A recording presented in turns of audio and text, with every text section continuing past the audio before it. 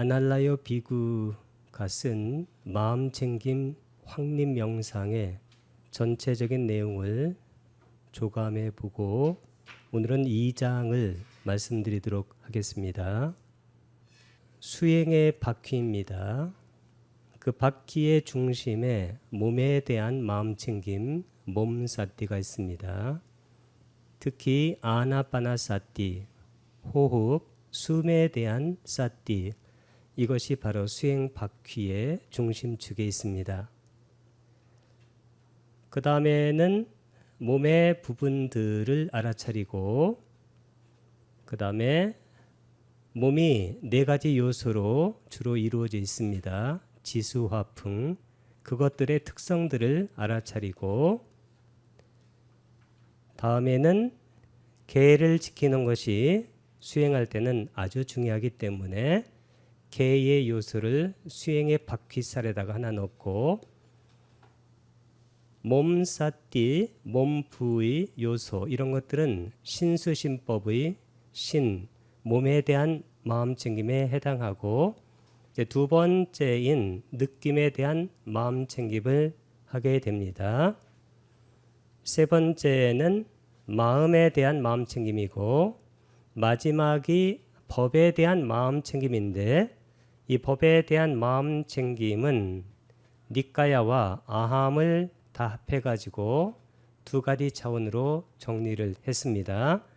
장애들을 알아차려서 그것을 없애야 7가지 깨달음의 요소 7각지가 생기게 되는데, 사실 그 7각지의 맨 앞에 있는 염각지, 그것이 바로 이 책에서 다루고 있는 마음챙김 사띠입니다.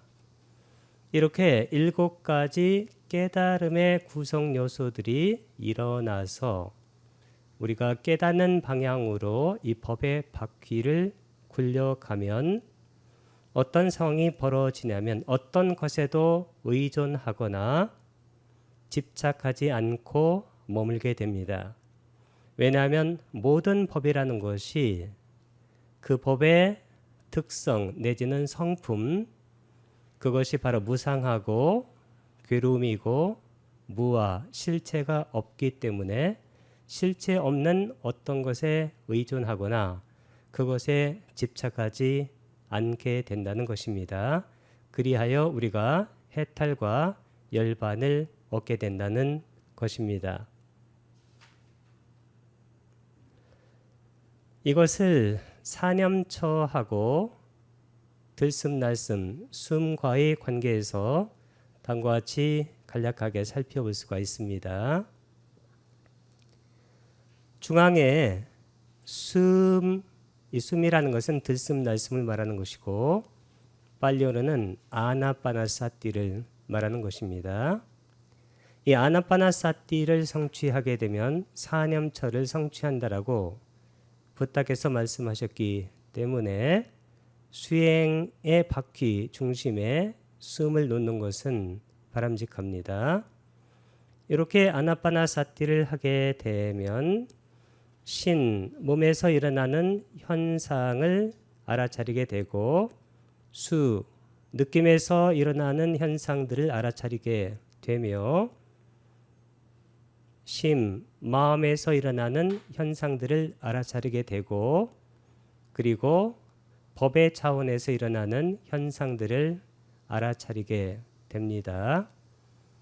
그래서 숨이라는 중심축에 4가지 바퀴살이 연결이 되어서 이 바퀴살이 굴러가는 곳마다, 즉 세상에 닿는 곳마다 그곳에서 생겨나는 모든 현상들에 대해서 그것이 무상하고 괴로움이며 최종적으로는 무아라는 것을 알아차리게 되면 전에 아날라요 비구께서 말씀하신 어떤 것에도 의존하거나 집착하지 않고 머물게 돼서 순간순간 우리가 해탈과 열반의 삶을 살 수 있다는 것, 이것이 바로 이 책의 전체적인 내용입니다.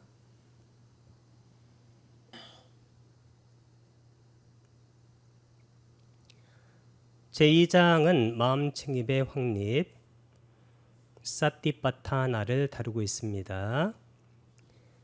이 마음챙김의 확립은 네 가지 신수심법, 몸, 느낌, 마음, 법 이렇게 네 가지를 확립하는 것입니다. 네 가지 마음챙김의 확립이 들숨날숨에 대한 마음챙김 경에서는 하나의 통합된 수행으로 결합된다. 이것은 아주 중요한 것인데 이 책의 54쪽에 나와 있습니다. 여기서 네 가지 마음챙김의 확립, 신수신법이 하나의 통합된 수행인데 이 네 가지가 하나로 통합이 되어야 한다는 것입니다. 하나로 통합되는데 그 하나로 통합되는 것이 뭐냐면 여기 나와 있는 들숨날숨에 대한 마음챙김 이것으로 통합이 된다는 것입니다. 바로 전에 그림에서 봤듯이 수행의 중심축에 있는 그 숨, 들숨날숨에 대한 마음챙김을 하게 되면 네 가지 신수심법이라는 네 가지 마음챙김이 확립되는데 그것이 바로 하나의 통합된 수행이라는 것입니다. 이것은 우리가 실제로 수행할 때 아주 중요한 내용이 되겠습니다.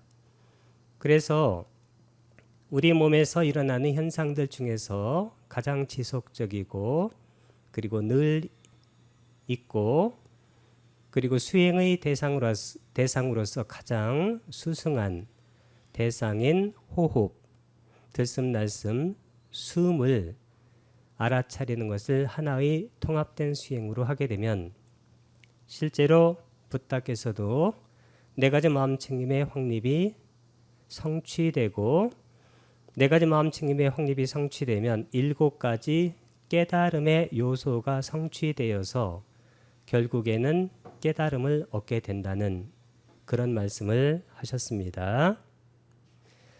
몸의 현상인 호흡, 이 호흡이 바로 숨인데 아나파나, 이 호흡에 기반을 둔 연속적이고 끊이지 않고 이음매가 없는 그러한 명상의 진전은 한 마음챙김에서 다음으로 즉 신수심법 이렇게 이어진다는 것입니다. 그렇다고 해서 반드시 신 다음에 수가 나오고 수 다음에 심이 나오고 법이 나온다는 것은 아닙니다.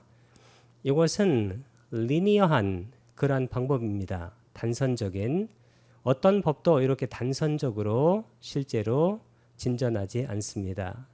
이것은 그림에서 봤듯이 이 네 가지가 상보적인 그런 관계를 갖습니다. 신, 수, 심, 법. 신, 몸에 대한 알아차림이 생기면 이것이 느낌에 대한 알아차림을 보충해주고 마음에 대한 알아차림도 보충해주고 그리고 법에 대한 알아차림도 보충해줍니다. 만약에 느낌에 대한 알아차림을 하게 되면 이것도 몸에 대한 알아차림을 보충하고 마음에 대한 알아차림을 보충하고 법에 대한 알아차림을 보충합니다.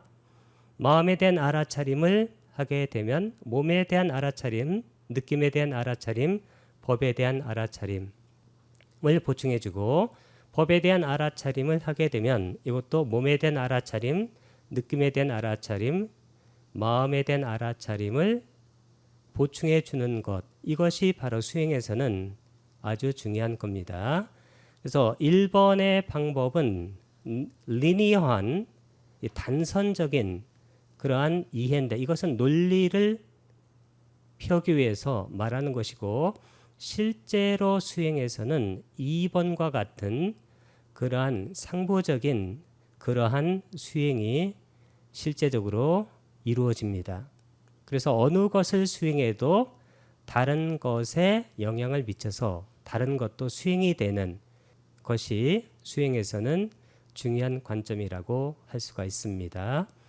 하여튼 몸의 현상 중에 하나인 호흡에 기반을 두고서 우리가 들숨날숨에 대한 알아차림, 이 마음 챙김을 하게 되면 이 호흡이라는 것은 일어나고 사라지는 건데 모든 현상이 일어나고 사라진다는 그 사실에 우리는 균형을 찾게 됩니다.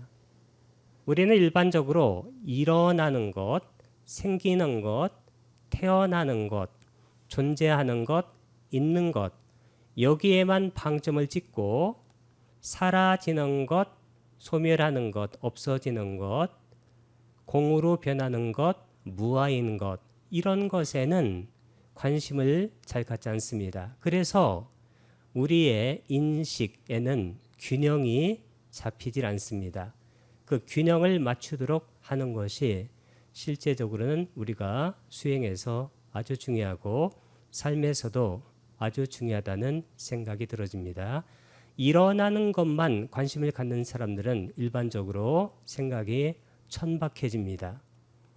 그리고 사라지는 것에만 관심을 갖는 사람들은 일반적으로 삶의 관점이 매우 비관적입니다. 이 두 가지의 중도를 잡아서 붓다께서는 법을 설한다고 이렇게 말씀을 하셨기 때문에 이 두 가지의 균형을 잡는 것은 중요하다 그런 생각이 듭니다. 네 가지 성스러운 진리 사성제인데 이 사성제는 내가라는 것은 아날라요 비구입니다. 제시하는 네 가지 마음 챙김의 확립에 대한 접근 방법 그것의 기초입니다. 사념처 네 가지 마음 챙김의 확립의 그런 방법적 기초가 뭐냐? 그것이 바로 사성제입니다. 사성제는 뭔가요? 고, 집, 멸도입니다. 여기서 중요한 것이 뭐냐면 집과 멸인데 이 고라는 것은 일체계고 모든 것이 집, 사무다야 일어나서 소멸한다는 것을 도라는 것은 도다끔 바르게 알아차리는 것 이게 바로 마음 챙김인데 이 마음 챙김의 방법적 기초가 뭐냐 그게 바로 사성제입니다.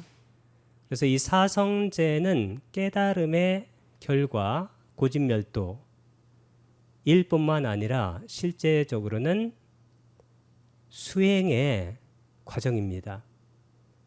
이 사성제가 네 가지 마음챙김 사념처의 방법적인 기초가 된다. 그 얘기는 모든 것이 일어나고 사라지는 것 그것을 균형 잡히게 바르게 알아차리는 그것이 바로 도입니다. 이 도가 바로 팔정도인데 팔정도 맨 앞에 정견이 있습니다. 정견은 바른 견해 이렇게 하면 너무 명사적으로 읽는 것이고 정견을 바르게 알아차린다 이렇게 하게 되면 우리가 수행에서 그 수행적 차원으로 이 도에 있는 정견을 이해하게 됩니다. 이렇게 정견을 우리가 제대로 이해하고 정견을 닦아 나가면 팔정도 전체가 전부 다 완성이 되어집니다. 그래서 마지막에 정정, 바른 명상, 바른 선정까지도 실제적으로 완성해서 수행할 수 있게 됩니다. 여하튼 사념처 네 가지 마음 챙김 확립 명상에 대한 방법적 기초 그 어프로치하는 그 방법의 기초가 사성제다. 이것은 아주 중요한 그러한 통찰이 되겠습니다.